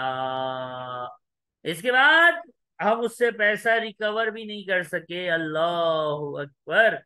यानी टेनेंट भाग गया और पैसे लेके चला गया। इसके बाद हमने दोबारा प्रॉपर्टी किराए पे दे दी। ए लोगों, इसको पढ़ के क्या लगता है? टेनेंट सिर्फ जून का किराया खा के भागा है, और फिर हमने प्रॉपर्टी किराए पे दे ही दी है, तो कितना नोट मिला होगा, कितने महीने का किराया हाथ में आया होगा? सर 1 महीने का, साल में 12 महीने होते हैं, टैक्स ईयर में भी 12 ही महीने होते हैं सर। तो 1 महीने का किराया अगर टेनेंट खा के भागा है, तो इसका मतलब 11 महीने का किराया हमें मिला होगा। करेक्ट और रॉन्ग? Yes sir. और एक बात याद रखना, पेएबल मंथली को यहाँ बच्चे पर मंथ रेंट समझ लेते हैं। ये और ये मैं जानबूझ के लिखता हूं ताकि आपको पेपर में याद रहे। पेएबल मंथली को नहीं देखना है, ये देखना है कि ये 3600 क्या है। सर ये 3600 तो ईयर का किराया है। अरे बाबा, ये तो मल्टीप्लाई 11/12 होना है, ना कि मल्टीप्लाई 11। कैसे समझ आया? सर सामने लिखा था, तवज्जो नहीं थी, तो तवज्जो रखनी है। 3600 is not monthly rent payable, हर महीने मिल रहा है वो अलग बात है, लेकिन बाबू ये रेंट तो साल का है ना। और हमने ये तय किया अभी कि 11 महीने का किराया मिला है, 1 महीने का किराया बंदा खा के भाग गया है। तो बंदा भाग गया है तो वो पैसा नहीं मिला होगा, यानी 300 रुपये नहीं मिले होंगे, 3600 में से 300 नहीं मिले होंगे, तो 3300 मिले होंगे। यहां तक कोई तकलीफ है तो प्लीज पूछिएगा। इस क्वेश्चन में प्रीमियम है नहीं, अभी हमने प्रीमियम पढ़ा भी नहीं है। जब हम पढ़ लेंगे तो इंशाल्लाह आपको नजर आएगा क्वेश्चन के अंदर। ठीक है, अब हम अलाउड एक्सपेंसेस पे आएंगे, but before we move forward, यहां तक कोई तकलीफ? No sir. साਡਾ टैक्स ईयर कौन है? 22-23। मैं ग्रीन से हाईलाइट करूंगा उस खर्चे को जो कि 22-23 में नजर आ रहा है। ये 22-23 लिखा है मैंने नीचे, 6 अप्रैल 22 से 5 अप्रैल 23, मई 22 इसमें आता है, मई 22 आता है, जून 22 आता है, नवंबर 22 आता है, मई 2023, क्या ये डेट आती है?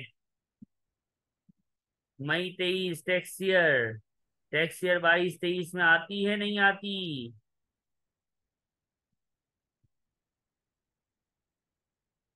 सर मई 23 अप्रैल 23 के बाद है, टैक्स ईयर में नहीं आती। इसका मतलब ये हुआ सर कि ये 750 का खर्चा तो खल्ली वल्ली हो गया, ये तो आ ही नहीं सकता। क्यों? क्योंकि ये टैक्स ईयर के बाद है, टैक्स ईयर में नहीं है।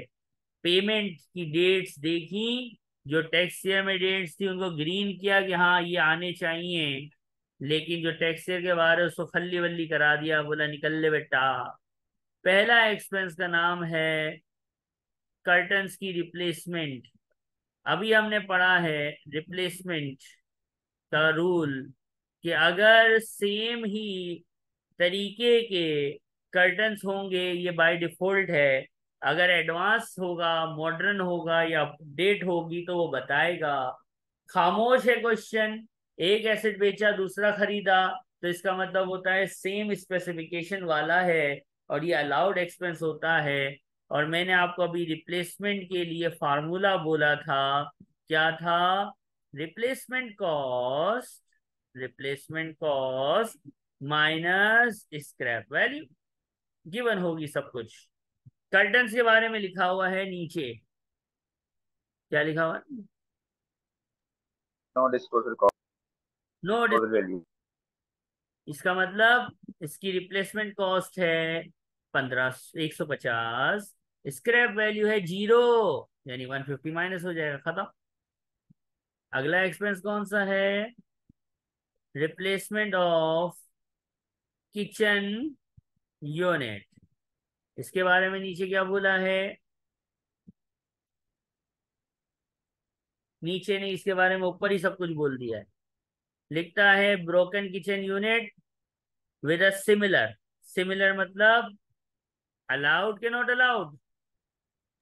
क्लाउड। इसकी भी स्क्रैप वैल्यू गिवन नहीं है, तो 275, कहानी खलास। इंश्योरेंस, इंश्योरेंस रेवेन्यू एक्सपेंस होता है सर, आपने बताया है हमें। अलाउड होगा। कौन सा वाला? दो दो अमाउंट दी हुई है, दो दो। सर कहाँ है दो? बेटा एक है ये 420 और एक है ये 480। हम कौन सी वाली लेंगे? जो हमारे टैक्स ईयर में पे हुआ है। 5 जुलाई 2022। 5 जुलाई 2022 इस टैक्स ईयर में आता है कि नहीं आता? आता है सर। 5 जुलाई आता है। तो 480 तो अच्छे बच्चों की तरह माइनस कर देंगे। लेकिन पिछले साल का 420 खल्ली वल्ली बेटा, इग्नोर इट। क्योंकि पिछले साल के लिए काम ही नहीं करना हमने, तो सिर्फ टैक्स ईयर का खर्चा लेना है। बचे क्या है? फिर है dish washer. Dish washer replace नहीं हो रहा है। लिखा हुआ है कि पहले नहीं था। यानी इसका मतलब एक नया एसेट खरीद रहे हो। और नया एसेट लेना कैपिटल एक्सपेंस होता है। और सीआरक्यू में कैपिटल एक्सपेंस यानी वो एक्सपेंस जो किसी कंडीशन की वजह से अलाउड नहीं है, उसके आगे जीरो लिखा जाता है। एम आई राइट और रॉन्ग? पूरा यस सर। क्वेश्चन है। क्या कुछ रह गया क्या? सर ये इसने गाड़ी भी तो चलाई है। बिजनेस अपने ओनर अपनी बिजनेस के लिए अगर अपनी पर्सनल कार चलाए, तो हमने अभी थोड़ी देर पहले पढ़ा था माइलेज अलाउंस 10,000 माइल तक 45 पेंस, और इसके ऊपर के एक्सेस के माइल पे 25 पेंस अलाउंस मिलता है। इस बंदे ने सिर्फ सिर्फ सिर्फ 120 माइल्स चलाए हैं, जो कि 10,000 माइल्स के अंदर हैं। तो 45 पेंस इसको अलाउंस मिलेगा, जो कि आएगा आई गेस 54। और हमारे सामने जलवागर होने वाली है प्रॉपर्टी इनकम। कैलकुलेटर चलाएंगे।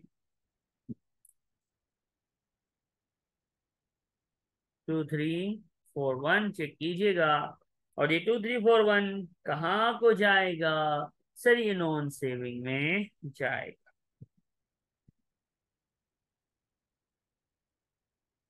इस क्वेश्चन में कोई तकलीफ?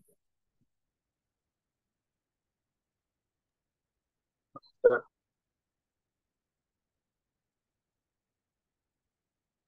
कॉपी कीजिएगा प्लीज, थोड़ा ज्यादा लिखा हुआ है। आराम से कॉपी कीजिए। अब जो क्वेश्चन आपकी स्क्रीन पे आपके सामने नजर आ रहा है, ये हमारा क्वेश्चन 1 भी था। ये हमारा क्वेश्चन 1 भी था। ये हमारा क्वेश्चन 4 भी है। 100% सेम क्वेश्चन मैंने दे दिया।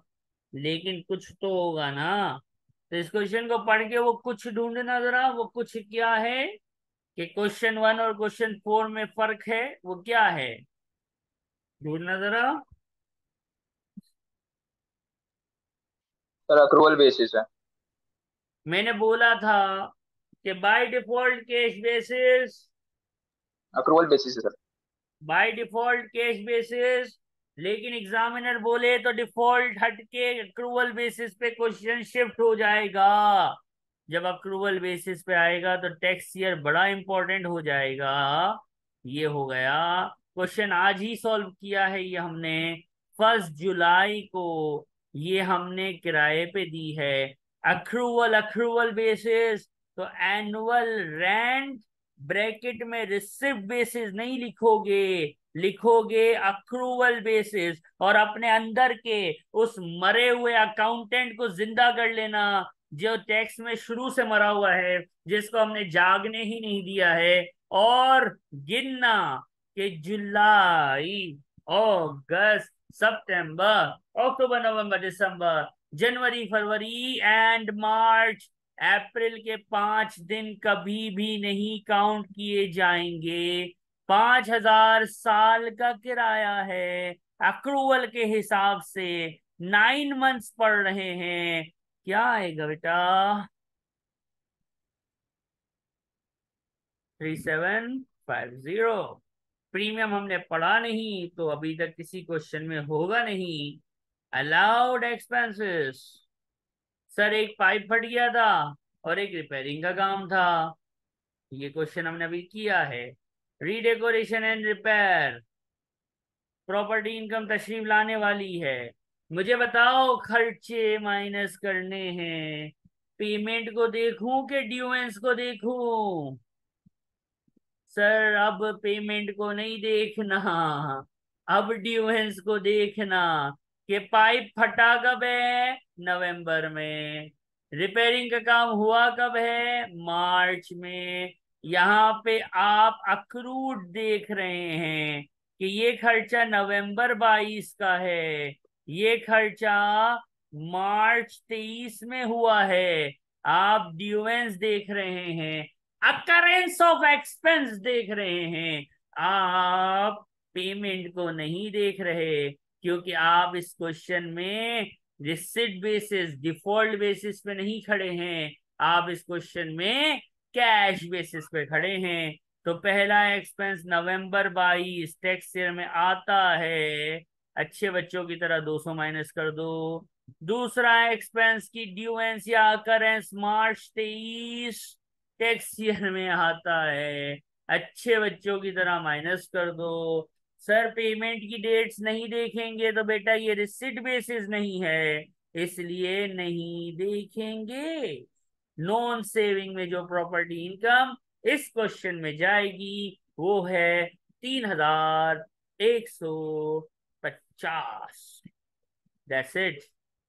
ये आपने आज कैश बेसिस यानी रिसिट बेसिस, अक्रूवल बेसिस, सारे एक्सपेंसेस, जिसमें रिप्लेसमेंट ऑफ एसेट रिलीफ भी था, जिसमें interest expense on acquisition of, interest on loan to acquire property भी था, जिसमें माइलेज अलाउंस भी था, ये सारी चीजें यानी प्रॉपर्टी इनकम ऑलमोस्ट आप कह लो 70 to 75% आज आपने खत्म कर दिया है।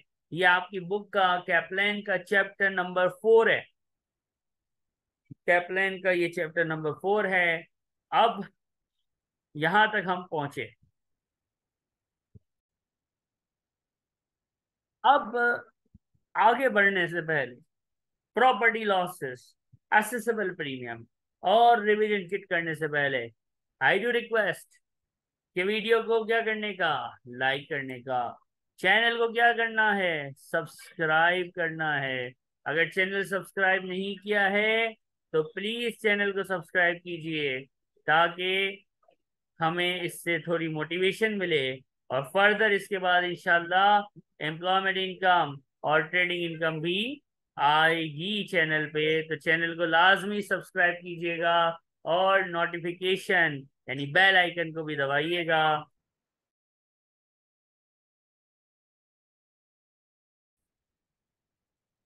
प्रॉपर्टी इनकम में जो नेक्स्ट हमारा टॉपिक है, देखो वो है प्रॉपर्टी लॉस।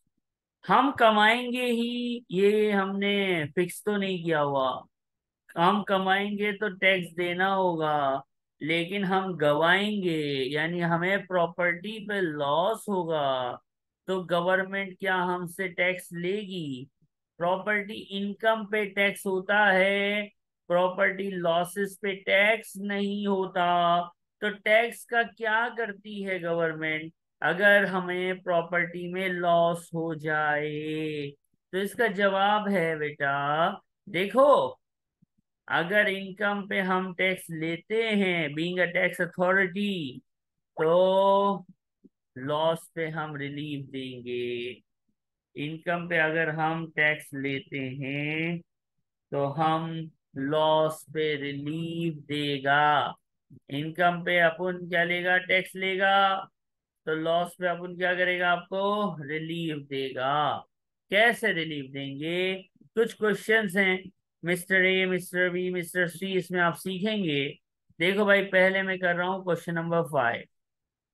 मिस्टर ए है, उसके पास 3 प्रॉपर्टीज हैं, 1, 2 एंड 3। एक प्रॉपर्टी में इनकम हुई, दूसरी में इनकम हुई, तीसरी में लॉस हो गया। मेरी नॉन सेविंग के कॉलम में जो प्रॉपर्टी इनकम जाएगी वो कुछ भी नहीं जाएगी, कहानी खलास। एम आई राइट? अगर यस सर। इसी को क्वेश्चन 6 में देखूं तो क्या होता है? अगर मैं इसी को क्वेश्चन 6 में देखूं, वो थोड़ा सा चेंज हो जाएगा सर। क्या चेंज हो जाएगा? लॉस 6,000 का है। आह सर, लॉस 6,000।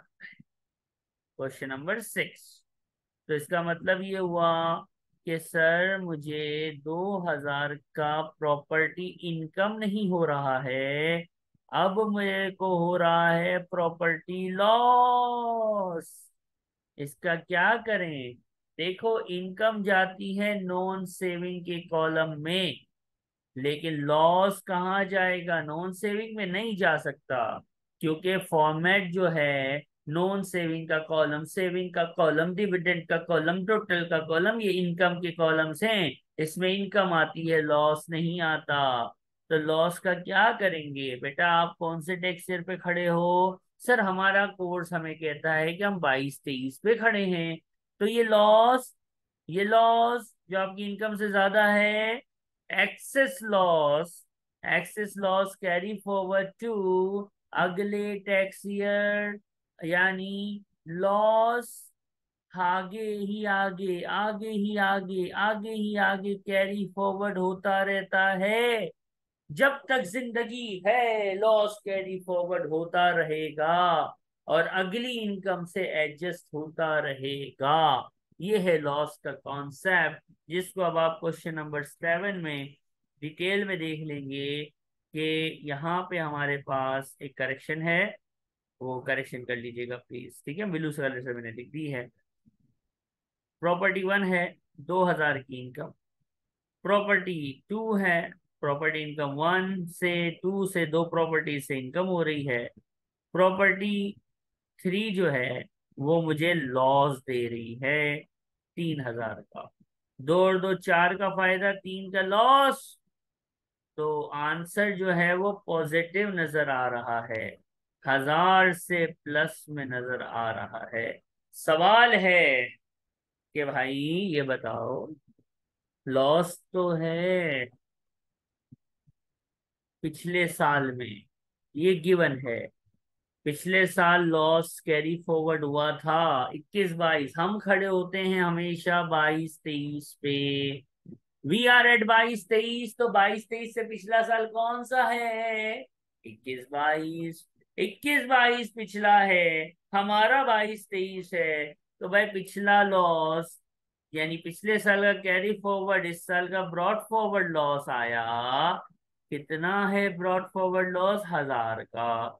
हमने कमाया नेट ऑफ करके 1,000, इस साल की इनकम और इस साल का लॉस एडजस्ट करके 1,000 हमारी प्रॉपर्टी इनकम है।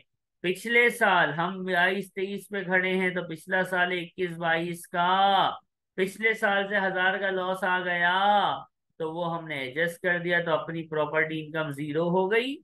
इनकम नहीं है तो टैक्स नहीं है, जितनी ज्यादा इनकम उतना ज्यादा टैक्स, जितनी कम इनकम उतना कम टैक्स। इस रूल के हिसाब से अब हमें नजर आता है कि अगर ये गवर्नमेंट रिलीफ ना देती कि लॉस अगर ज्यादा हो इनकम से तो उसको अगले साल ले जाओ, अगर गवर्नमेंट ये फैसिलिटी ना देती तो क्या होता? मेरी 1,000 की इनकम आती जिस पे मुझे टैक्स देना पड़ता, लेकिन गवर्नमेंट ने क्योंकि प्रॉपर्टी लॉसेस को कैरी फॉरवर्ड करना अलाउ किया है, इसलिए मैं लॉस को आगे ही आगे, आगे ही आगे, आगे ही आगे ले जा सकता हूँ, जो मेरा एक फायदा है। इसमें कोई तकलीफ? No sir. Within a very short time हमने ये 3 क्वेश्चन सॉल्व किए हैं। मुझे उम्मीद है कि आप लोग साथ साथ ही कॉपी कर रहे हैं।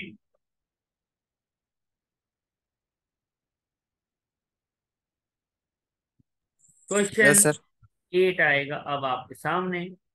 क्वेश्चन 8 आएगा और क्वेश्चन 7 के आंसर को मैं थोड़ा सा छेड़ूंगा। आप ही बताएंगे कि कैसे करना चाहिए। थोड़ी सी करेक्शन है क्वेश्चन में, एक टाइपिंग एरर हुआ हुआ है मुझसे। ये 19-20 नहीं है, ये 21-22 है, ठीक है? पिछले साल का लॉस आ रहा है 2,000। अगर मैं इसको इसी क्वेश्चन में सेट करूं तो नंबर्स थोड़े से बदलने पड़ेंगे। पहले तो क्वेश्चन 8 कर देंगे इसको, नंबर थोड़े से बदल देते हैं। ये क्वेश्चन 8 हो गया, ठीक है? अब देखो तो 2,000, 2,000 और 3,000, ये इस साल की इनकम और लॉसेज एडजस्ट हुए, नेट ऑफ हुए 1,000 आ गया।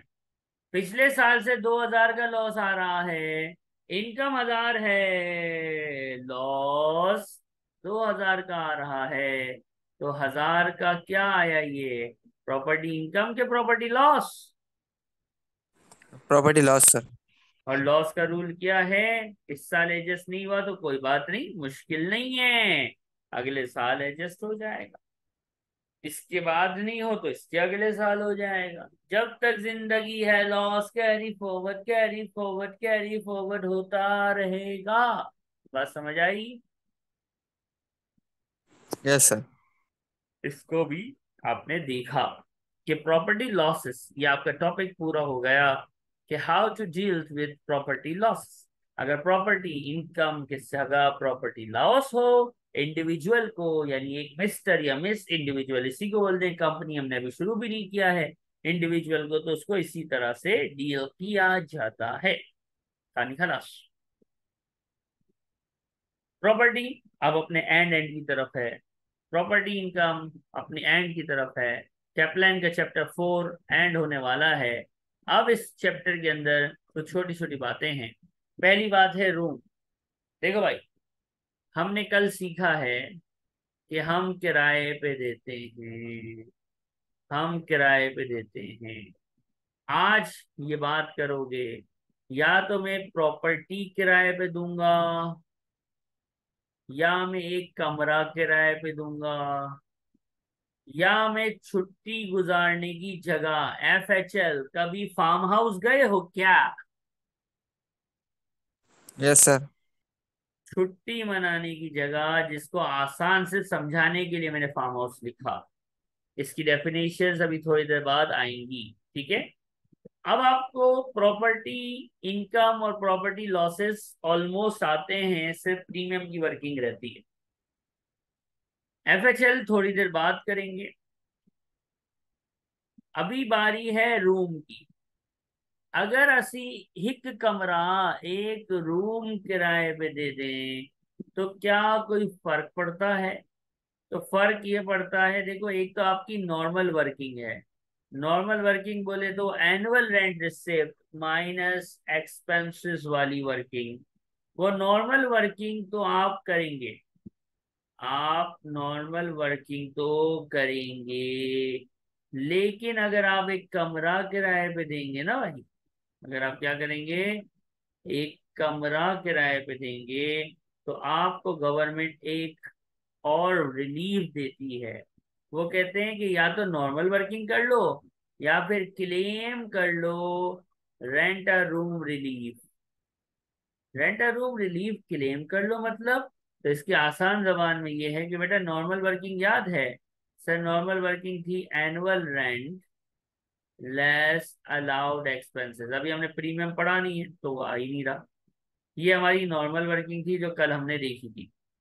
या तो आपने अगर कमरा किराए पे दिया है ना, तो आप इसको नॉर्मल चलाओ। नॉर्मल मतलब ये जो नॉर्मल रेंट इनकम कैलकुलेट करने का फॉर्मेट है, इस फॉर्मेट को चलाओ और जो आंसर है उसको प्रॉपर्टी इनकम बोल दो। या फिर अगर आपने कमरा किराए पे दिया है तो गवर्नमेंट कहती है बेटा, कमरा किराए पे दिया है तो हम आपको एक रिलीफ अवार्ड करते हैं, क्लेम करो रेंट अ रूम रिलीफ को। हमने पूछा अच्छा, rent a room relief claim करें, कैसे करें? तो गवर्नमेंट का देखो, एनुअल रेंट जो है ना रिसिप्ट वाला, वो लेना, इसमें से अलाउड एक्सपेंसेस माइनस नहीं करना, उसकी जगह पे एग्जेम्पशन माइनस करना। एग्जेम्पशन फिक्स है 7,500। आपको ये बात अब याद हो जानी चाहिए कि एग्जेम्पशन की वजह से नेगेटिव फिगर अराइज हो सकती नहीं है। एग्जेम्पशन की वजह से आंसर माइनस में आ सकता नहीं है। अब जब भी रूम किराए पे दोगे, क्या करोगे,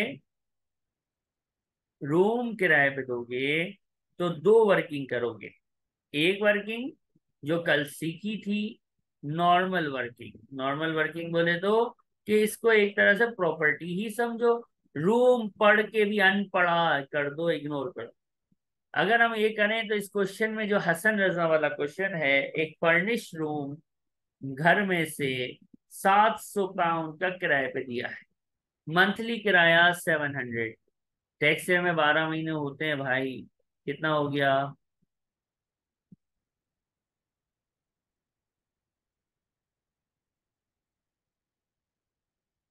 कितना हो गया? सर 8,400। अलाउड एक्सपेंसेस कितने दिए हुए हैं? 1,000 के। प्रॉपर्टी इनकम आएगी 7,400। या तो आप ये कर लो, या फिर आप एनुअल रेंट लिखो और उसमें से 7,500 साफी फिक्स 7,500 माइनस कर लो। अगर ऐसा हो जाए कि एनुअल रेंट 7,500 से नीचे है तो आंसर 0 हो जाएगा, नेगेटिव में नहीं आएगा। ठीक है? कितना आ रही है? 900। इन दोनों में से नॉन सेविंग्स में ऑब्वियसली टैक्स नॉन सेविंग पे लगता है। प्रॉपर्टी इनकम क्या जाएगी? आपका दिल क्या करता है? 7,400 वहां लेके जाना चाहिए कि 900 लेके जाना चाहिए? आपका दिल क्या कहता है?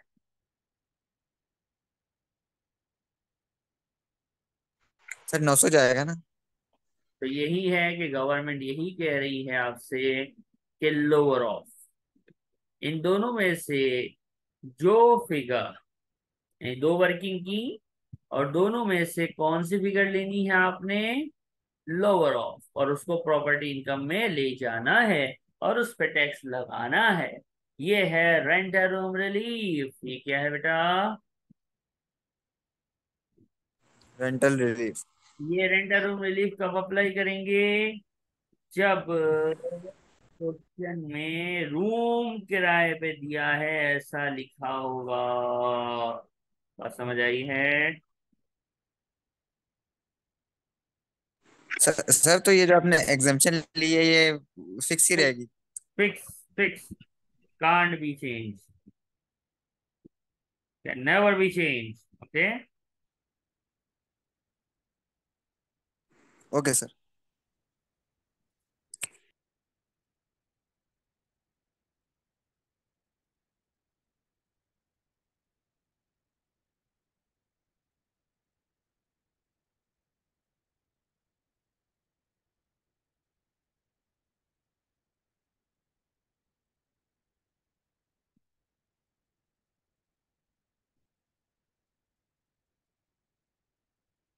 कॉपी कीजिएगा प्लीज। सर कर लिया। अब ये हो गया रेंट रूम। एक बात है थ्योरी की, एक डेट लिखी हुई है।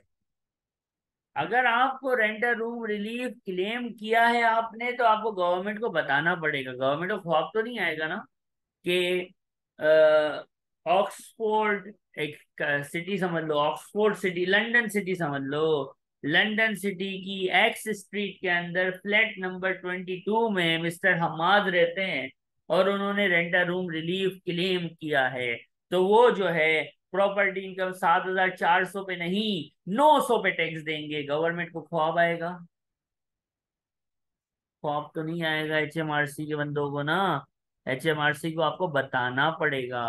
तो टैक्स ईयर 22-23 है, आपके पास 22 महीने हैं गवर्नमेंट को बताने के लिए कि ए मेरी प्यारी गवर्नमेंट, ए एचएमआरसी में हमद, आपने जो रेंटल रूम रिलीफ का कॉन्सेप्ट दिया है उसको अपनी जिंदगी में अप्लाई कर रहा हूँ और अपनी प्रॉपर्टी इनकम लीगल वे में कम दिखा रहा हूँ। इंस्टेड ऑफ, कहा वो इतनी बड़ी अमाउंट, उसकी जगह में सिर्फ 900 की प्रॉपर्टी इनकम दिखा रहा हूँ। ये गवर्नमेंट सुन ले, सुन ले, मैं तुझे नोटिफाई करता हूँ। आपके पास 22 महीने का टाइम है। अगर आपने क्लेम किया लेकिन नोटिफाई नहीं किया तो गवर्नमेंट ये फैसिलिटी आपसे छीन लेगी और गवर्नमेंट बोलेगी बेटा तूने नोटिफाई नहीं किया, तेरे पास 22 महीने थे फिर भी नोटिफाई नहीं किया, तो अब तू 900 पे नहीं पूरे 7,400 पे टैक्स दे,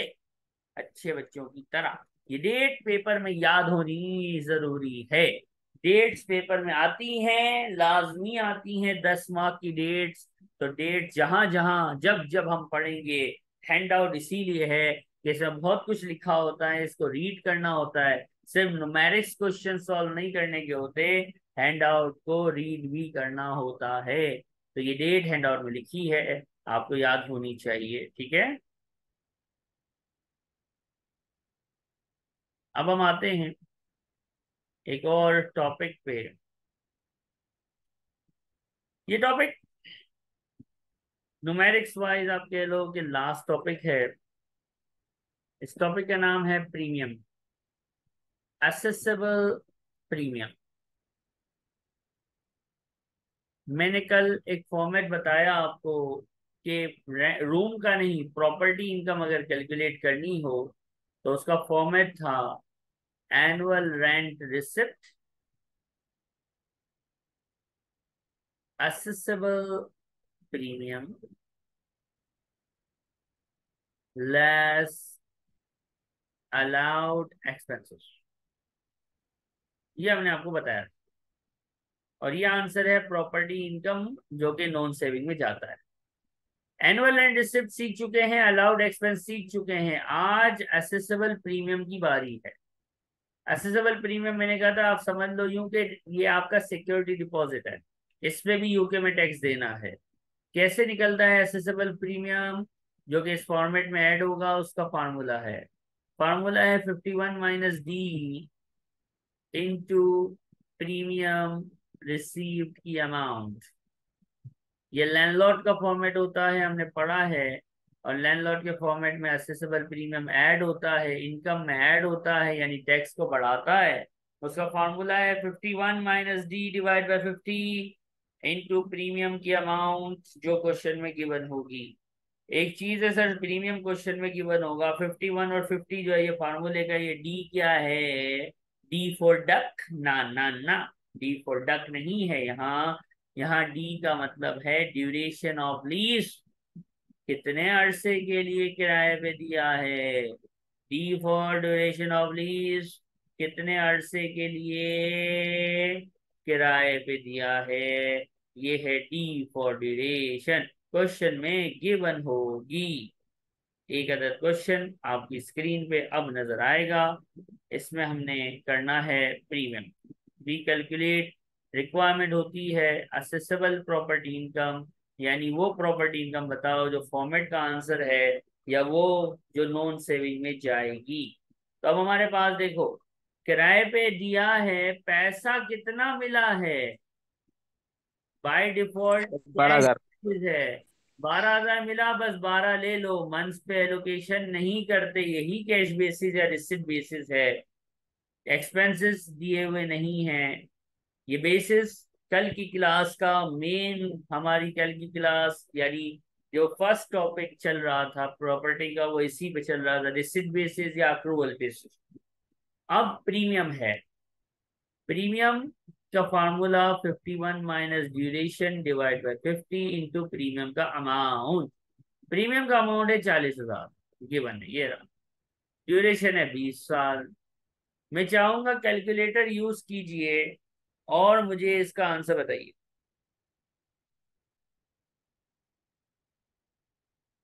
पहले 51 में 20 माइनस करना, जो आंसर आए उसको 50 से डिवाइड करना, वरना बोर्ड मास सर कर। 24,800। कितना? 24,800। सही है। कभी कभी बच्चे बोर्ड मास का रूल आगे पीछे कर देते हैं तो ये आंसर गलत हो जाता है, लेकिन आप लोग, मुझे मैंने डायरेक्ट वैसे ही लगा दिया जैसे आपने लिखा हुआ है ना, हाँ साइंटिफिक ब्रैकेट के अंदर कैलकुलेटर पूरा। तो सीधा है। Scientific calculator. तो ये हमारे पास असेसेबल प्रीमियम निकालने का फार्मूला था, जो कि इतना मुश्किल तो नहीं है, लेकिन बात वही है, प्रैक्टिस करोगे तो चीजें याद रहेगी, प्रैक्टिस नहीं करोगे तो फिर टेक्स्ट से खतरनाक पेपर कोई भी नहीं है।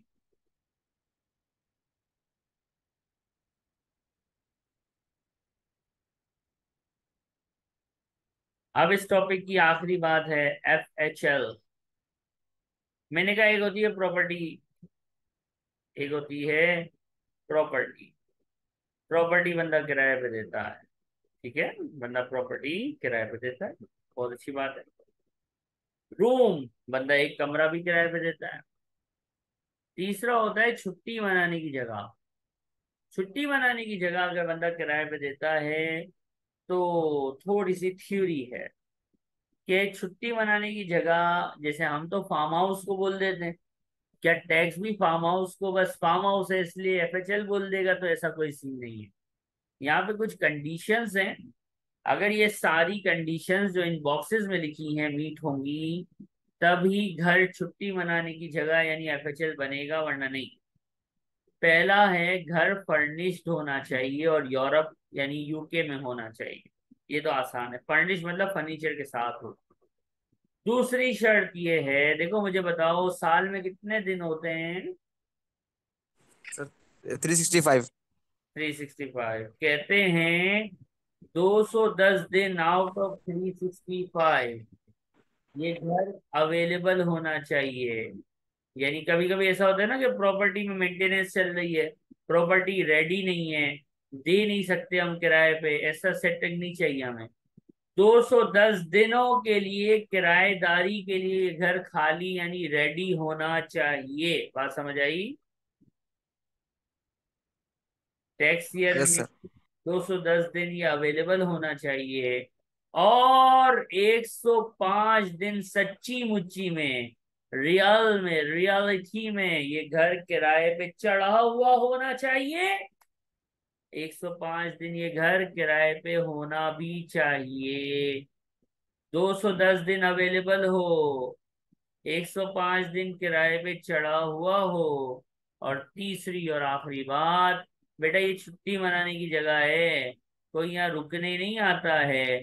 तो ये तीसरी बात है कि 31 डेज, कोई भी एक बंदा 31 दिन से ज्यादा नहीं रहना चाहिए भाई। छुट्टी मनाने आए हो, कोई रहने नहीं आए हो। ज्यादा से ज्यादा अगर कोई बंदा रहता है तो कितने दिन तक रह सकता है? फकत 1 महीना, 31 डेज। 31 डेज से ज्यादा अगर बंदा इस घर में रहा तो ये एफएचएल नहीं, ये नॉर्मल प्रॉपर्टी बन जाएगा, जिसकी वर्किंग हमें आती है। बात समझ आ रही है? Yes sir. अब एक सवाल है, सर रूम की वर्किंग आती है, एफएचएल हम प्रॉपर्टी इनकम हमें आती है। अगर एफएचएल की ये चारों कंडीशन यानी फर्निश्ड हो, 210 दिन अवेलेबल हो, 105 दिन किराए पे चढ़ी हुई हो और 31 दिन से ज्यादा कोई बंदा रहता ना हो, अगर ये सारी कंडीशंस इत्तेफाकन मीट हो जाएं तो हम उस प्रॉपर्टी को बोलेंगे एफएचएल। ठीक है सर, यहाँ तक आपकी बात हमने मान ली कि इसको हम एफएचएल बोलेंगे। एफएचएल होने से हमारी वर्किंग में क्या फर्क पड़ेगा? तो इसका जवाब है बेटा, एफएचएल होने से 6 फर्क आते हैं। कितने फर्क आते हैं? 6 फर्क आते हैं।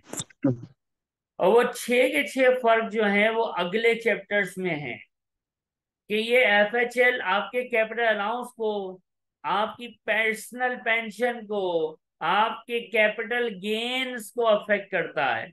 अगले 3 टॉपिक्स में एफएचएल हिट करता है, नॉर्मल प्रॉपर्टी हिट नहीं करता। एफएचएल, कैपिटल अलाउंस जो आगे पढ़ोगे, पेंशन वाले टॉपिक्स आगे पढ़ोगे, roll over relief, hold over relief या ऑन्टरप्रेन्योर रिलीफ, ये कैपिटल गेन्स में पढ़ोगे, ये वहां हिट करेगा। तो अभी हम जो प्रॉपर्टी इनकम पढ़ रहे हैं, तो प्रॉपर्टी इनकम में आपने एफएचएल की थ्योरी याद कर लेनी है। इसकी वजह से होने वाले इम्पैक्ट्स जो है वो अदर टॉपिक्स पे होते हैं। तो जब हम अदर टॉपिक्स पढ़ेंगे, जब हम उनको देखेंगे। ये बात समझ आ रही है? Yes sir. इसके साथ हमारा प्रॉपर्टी इनकम का जो टॉपिक है, जो चैप्टर है, ये चैप्टर नंबर 4 है। मैंने पहले भी कहा बुक का, कैपलान का, ये हमने अभी खत्म किया। ठीक है। Okay sir.